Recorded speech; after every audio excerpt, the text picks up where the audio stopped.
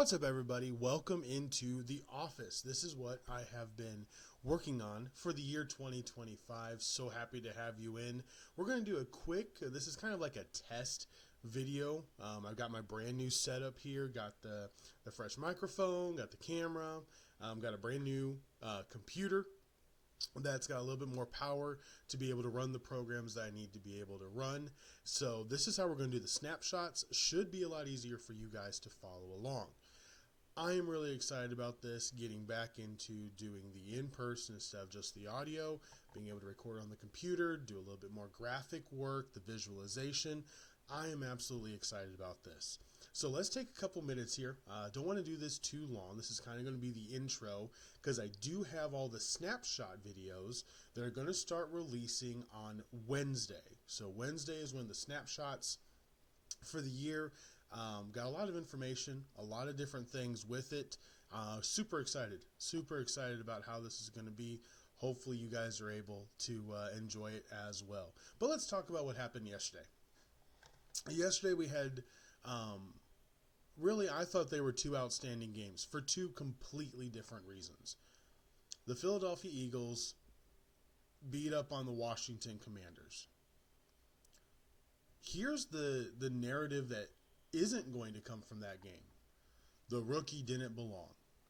Thankfully, that narrative got squashed because the rookie wasn't the problem. Watching that game, I was super impressed. The NFC has got to be terrified that Washington team is the worst that they're going to be in the next 5 years. That's the worst Washington team that there will be in the next 5 years. They will just get better. Jaden Daniels will just get better. 3 fumbles, none by Daniels. I mean, at this point in time, listen, I loved it. The fight is there. Washington didn't give up. First year with the new owner, new GM, new coach, new offensive coordinator, new quarterback, revamped the roster, and you make the NFC Championship game. You beat the Lions on the road. You beat the Buccaneers on the road. This is the third road game. I love it. I love that team. They can hold their head high. If there is any idiot out there that wants to have a narrative of, this is why the Commanders shouldn't have been in the game, oh, give me a break. Go fly a kite and jump off. Like, seriously. Give me a break. The Commanders absolutely showed they belonged here. That defense is only going to get better. I think they've got some solid pieces. They definitely need some more corner help. I like Lattimore. That trade is going to really make a difference for them. So watch for that Lattimore trade. I think that is going to be the trade that makes a huge difference. But Washington absolutely deserved to be there. They played their hearts out. They were outmatched skill-wise. They should have lost this game. They should have lost. Now let's go to Philadelphia's side. We got to give him credit. Saquon Barkley, one of the few years that he's fully healthy, and he goes to the Super Bowl. Works for me. Stay healthy, and you can have a chance of going to the Super Bowl. I like it. Okay, so that is the recipe to the Super Bowl for Saquon Barkley. The other recipe is don't let Jalen Hurts lose the game. That was it. Don't let Jalen Hurts lose the game. Saquon Barkley is the star of this team. That was over-apparent. Like, that was very apparent at the end of the day. He was by far the best player on the field. The offensive line is injured. Watch Jurgens, Dickinson, their opponents in the Super Bowl, the Chiefs. Whether it was the Chiefs or the Bills, it did not matter. Their defensive lines are much bigger, much more aggressive. Back issues. Good thing they got 2 weeks to rest up. But it is worth watching because that interior line is where Jalen Hurts just, if he gets pressure in his face, it's turnover city. He's bad. It's bad. So props to Saquon. Props to Philadelphia being able to get there. Let's spend a couple seconds because I know this is going to be a topic in the off season. It's been a topic somewhat this morning, not very much, but somewhat this morning. The tush push. watching that goal line, watching the goal line series where Washington jumped off, I don't know, 4 or 5 times. Like, I think that series alone is going to make the NFL make rules when it comes to this. There is certain rules for certain plays, like to spike the ball. To spike the ball, you have to legitimately be right there and it goes straight into the ground. Like, it has to be the immediate if you're going to spike the ball without it being intentional grounding. There are certain rules with different plays. I see them putting in special rules for this. That's what I do. I see them putting in special rules for the tush push. Not that it's... not that every team can do it as well as Philly or Buffalo or the Texans, because the Texans have done it fantastically with Dalton Schultz. But I think what it's going to be is because of the defense, the defensive series. Like, you're lining up in a tush. It's a very specific formation you're lining up in, especially if you're Buffalo and Philadelphia. Now, the Texans, they'll line up in shotgun. Bring Schultz in and do it that way. That you can't. That one's a little bit different. But if you're going to line up in a set like a kneel, okay, like a kneel, then you're not hard snapping. You're not hard counting anything. I think the NFL is going to take away the guesswork. When you snap the ball, you snap the ball. That's it, period. We're not doing the hard count. We're not doing anything else. You line up and you're mano-y-mano, go. They can do that. They can put the rules in on certain plays. You line up in this. Now, yes, there's going to be people that find the gray areas. And I don't know what they're going to... I don't want them to ban it. The last thing I want is a play banned. We already have enough tackles banned, which, by the way, I've seen 3 hip drop tackles that did not get flags in the last 2 weeks. Maybe it doesn't happen as often as they thought. I don't know. At this point in time, it's anybody's guess. I don't want them to ban the play. I thought Buffalo did a really bad job with the tush push on a couple of plays because I knew what they were trying to do, but they're too far. They're trying to take advantage of something that's not there against the Chiefs' big defensive linemen. So they aren't there. So I hope it's not banned. I hope it's not banned. But let's get to the Bills and Chiefs game. And I'm not going to spend a lot of time on this because I could spend 30 minutes on this game. I'm going to talk about this from a fan perspective. I'm not talking about it from either team. This is why we love football. Doesn't matter which team won. That was a game nobody wanted to leave. That was a game where at the end of it, Andy Reid once again outsmarted Sean McDermott. It's a coaching issue for Buffalo, not a player issue. It's a coaching issue. I didn't like some of the plays Joe Brady drew up. I really didn't. He drew up a lot of long route plays that I did not like at all. I don't know why you'd think you're just going to attack the Chiefs deep. I thought the middle of the field, 10 to 15 yards, which is where they got a lot of completions, was where they should have attacked. That last play, the fact that Josh Allen could get the ball out and I don't know whether it was, I think it was Kincaid, but get the ball out and Kincaid dropped it. They didn't even focus on the fact that he dropped the ball. That was a catchable ball. That's a AFC Championship game catch you have to make. That is what that was. Allen got the ball out. He was open. He threw it as hard as he could while getting pushed by 3 different defenders. That's the catch you need to make to go to the Super Bowl. And you didn't make it. Allen gave you a shot and you missed your shot. You've got to catch that ball. You have got to catch that ball. Now, the play I know everybody's going to be talking about, and it will be replayed forever, is the very questionable catch by Xavier Worthy when it could have been an interception. He only had one arm on it. It could have been an interception. It should have been an incomplete pass, in my opinion. I don't think either one had possession without the ground. If you have three hands on the ball's not going to move, but that ball hit the ground and bounced back up. And they're saying they're looking for movement on the ball. You had three hands on the ball. You had Xavier Worthy's, you had both of the defenders, and somehow they give it to Worthy. I don't get it. But that's the plays you got to have happen in a championship game.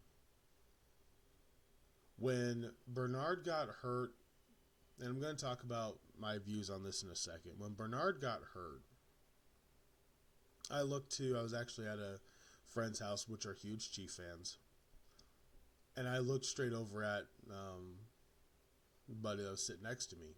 And I said, you just won the game. I said, Elam sucks. And they don't have anybody else that's really going to be able to take him on.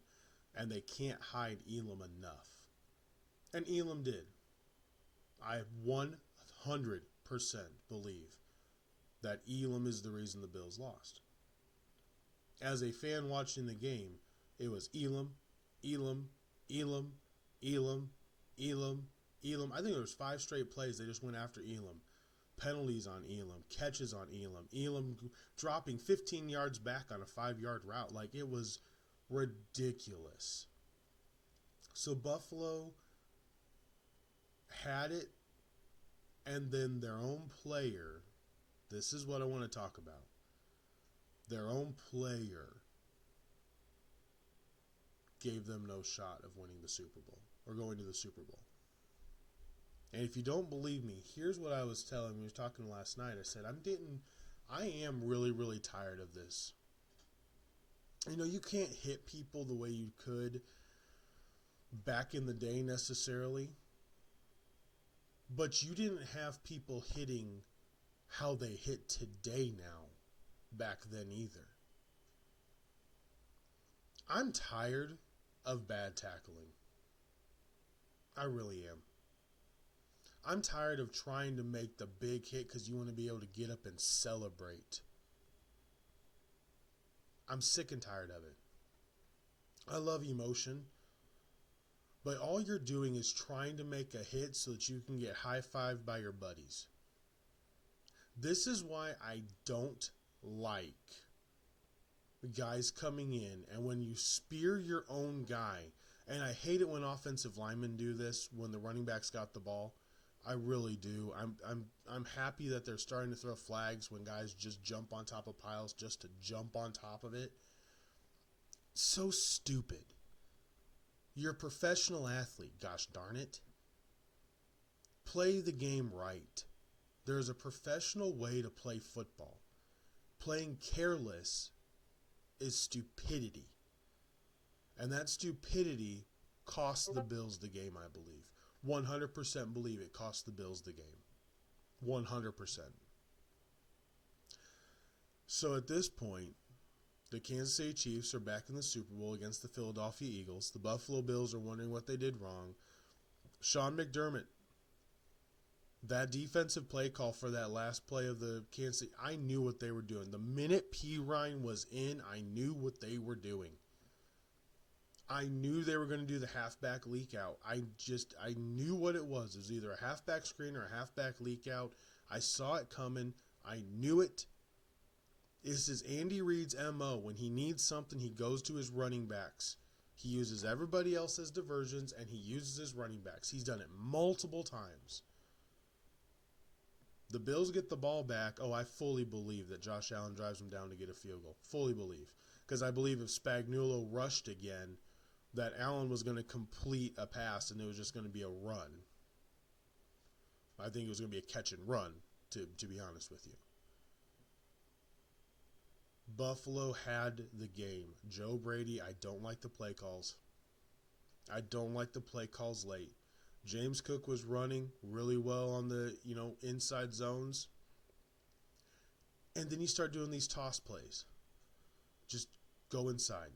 Beat him inside. Wear down Chris Jones. Go back inside. Beat him up.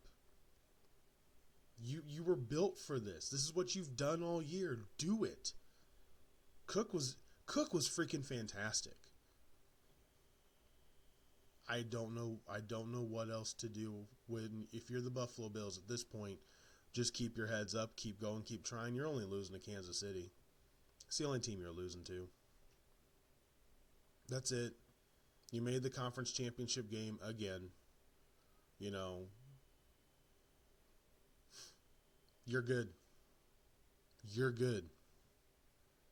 You need a little bit more cap room. When we do the snapshot for the Buffalo Bills, we'll go over who their free agents are, the cap room they have, the draft picks they have. But if you're Buffalo, I think it was a coaching issue. I think Joe Brady was really good. I'm happy he pulled his name out of the Saints head coaching position because I don't think he's a good head coach option. He made a lot of mistakes with schematics. I would not attack Kansas City the way that he did. In the first half, I thought he attacked him correctly. In the second half, I thought it was a lot of, you're taking too much risk. Run the dang ball. Kansas City cannot beat you if you take away their ability to get into their blitz pass rush package. That's the only part that Spagnuolo's really good at. He's not great at run blitzes. The Kansas City Chiefs were out of position a lot. He's not great at run stopping. He's really, really good when it comes to getting you in passing situations. Congratulations to the Kansas City Chiefs. They did what they needed to do. Andy Reid outsmarted Sean McDermott again. Andy Reid is, in my opinion, the best coach of all time. He is the best coach of all time. No, it is not Bill Belichick. It is not. Andy Reid has done it without all the controversy, without all the issues that Belichick has had. People want to work with Andy, and that means something. Belichick is not the greatest coach of all time. He can be third. Bill Walsh, I think, was definitely better. He can be third. But Andy Reid is the best, in my opinion. Andy Reid is flat out the best. What he did in Philadelphia, what he's done with Kansas City, and part of me hopes he gets the three-peat just because I want him to have that, and that will make him the greatest coach. It's that simple. It's that simple. It was a wild, wild Sunday. I absolutely loved it. Absolutely loved it. We've got, we're down to one head coaching position left. I'll talk about that a little bit more. Maybe in the episode tomorrow. I think we're going to kind of do a 2025 reset video tomorrow. But super excited for this. Absolutely excited. Got my office. Everything's back. So we're going to see where this can go. May have some audio-only podcast still, but I'm excited for this. Got the new computer and got all the new stuff. Got some new toys to be able to play with here with all these buttons that I got. So we're going to try them out. We're going to see what happens. But that'll be it for this, guys. I appreciate you hanging out. Hopefully you guys like the ability with the new podcast setup. We're going to have the screens. I've got a bunch of graphics that are made, and it'll be a little bit more interactive. So if you only listen, that's fine. I'm just going to be able to have it up there. You can come back, look at the screenshots that are sitting on the screen at a later time, and appreciate every single one of you. Hopefully you had a great weekend. Have a great Monday. And until tomorrow, for Sports Talk with Hawk, I'm Hawk. I'm out.